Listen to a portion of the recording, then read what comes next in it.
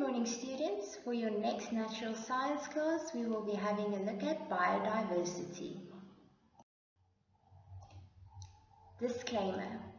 The work to be done during this PowerPoint and video presentation covers the work for Term 1 for Natural Science in Grade 7.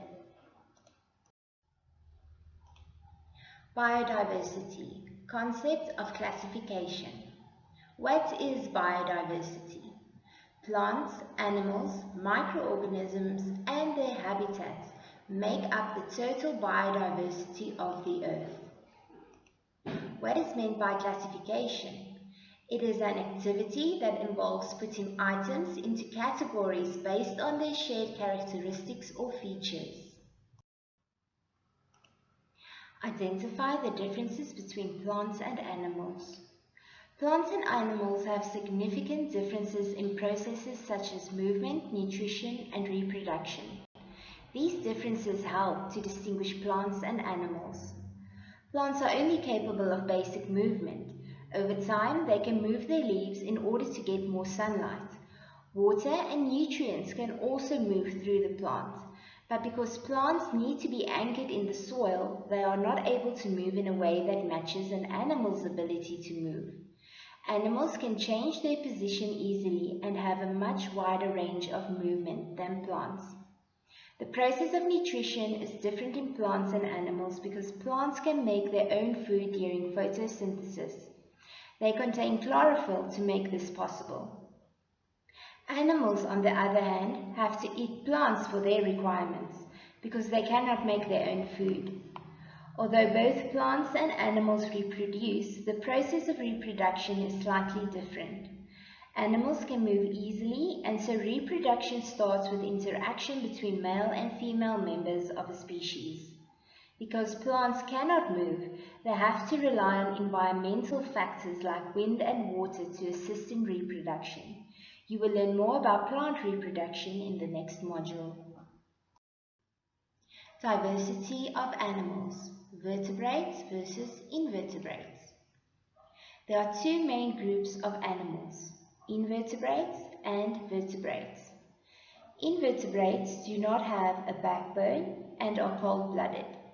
Because they do not have a backbone, some invertebrates have an exoskeleton. An exoskeleton is a hard outer covering that protects the internal organs of an invertebrate animal. Vertebrates have a backbone. Some classes of vertebrates are cold-blooded, while others are warm-blooded. The 5 classes of vertebrates. Fish. Fish are cold-blooded vertebrates that live in aquatic ecosystems. They either live in freshwater or seawater, with the exceptions of species that can survive in both. Fish have gills for breathing. The gills get the oxygen from the water, which the fish uses for respiration. The oxygen is released into the water by water plants during photosynthesis. The body of a fish can be divided into a head, trunk, and tail. Fish have fins for movement and are covered with scales. The pectoral fins and pelvic fins are paired fins. The anal and dorsal fins are unpaired. The fins work together to move, steer, and balance the fish. The fins are adaptations that help the fish to glide easily through the water with little resistance. Fish reproduce by laying eggs. Amphibians. Amphibians are cold-blooded vertebrates that can live on land and in water. A frog is an example of an amphibian. Amphibians usually live in damp ecosystems close to water. The frog's body is divided into 2 main parts, the head and the trunk. The adult frog does not have a tail. The body of an adult frog is covered in a moist, naked skin, which is kept moist by slime. Frogs move on land by using their advanced back legs for jumping, landing on their front legs. Webbed feet help the frog to swim faster in water. Most amphibians start their lives in water and then live on land when they become adults. A frog, for example, will start its life as a tadpole. Tadpoles develop from larvae that hatch from fertilized eggs. These larvae grow legs and lungs and become adult frogs during a process of metamorphosis. Tadpoles breathe using gills. Adult amphibians breathe using lungs. Reptiles. Reptiles are cold-blooded vertebrates. Nearly all reptiles are terrestrial animals.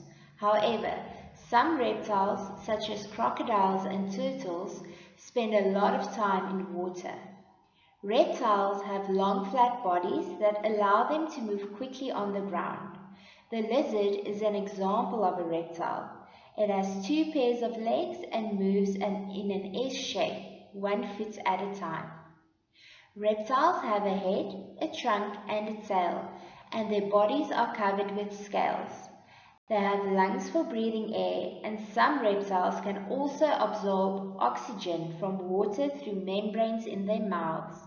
Reptiles reproduce by laying eggs.